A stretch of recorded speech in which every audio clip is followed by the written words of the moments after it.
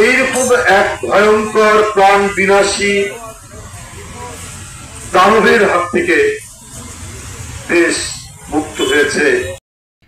শেখ হাসিনা তার ফ্যাসিবাদী পুলিশ বাহিনী দিয়ে ছাত্রদের উপর নারকীয় হামলা চালিয়ে হাজারো ছাত্র জনতাকে হত্যা করেছে জানিয়ে বিএনপির সিনিয়র যুগ্ম মহাসচিব রুহুল কবির রিজভী বলেন, দীর্ঘ ১৫ বছরের বেশি সময় দেশের মানুষ স্বৈরাচার শাসনের মধ্যে ছিল।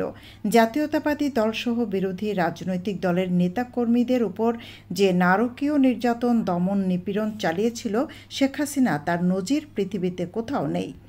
সে যেমন একদিকে গুম খুন করেছে, একদিকে বিচার বহির্ভূত হত্যা করেছে, আরেকদিকে আইনাঘাত তৈরি করেছে, এবং এটি শুধুমাত্র ঢাকায় নয়, সারা বাংলাদেশে এক অজানা গুপ্ত গৃহ হিটলারের মতো শেখ হাসিনা তৈরি করেছে। সুতরাং এইরকম এক ভয়ঙ্কর প্রাণ বিনাশী দানবের হাত থেকে দেশ মুক্ত হয়েছে। এই তরুণ, ছাত্র, শিশু, কিশোর এবং জনগণের যৌথ আন্দোলন এবং তীব্র তাদের যে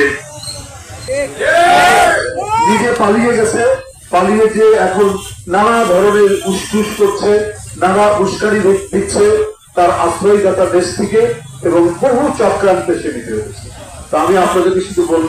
মৌলভীবাজার জেলার জুড়ি উপজেলা সীমান্ত বিএসএফের গুলিতে নিহত কিশোরী স্বর্ণা দাসের পরিবারের সঙ্গে রোববার সকালে দেখা করে ফেরার পথে বিয়ানীবাজারে পথসভায় উপস্থিত নেতাকর্মী ও জনতার উদ্দেশ্যে বক্তব্য রাখেন বিএনপির শীর্ষ সারির নেতা।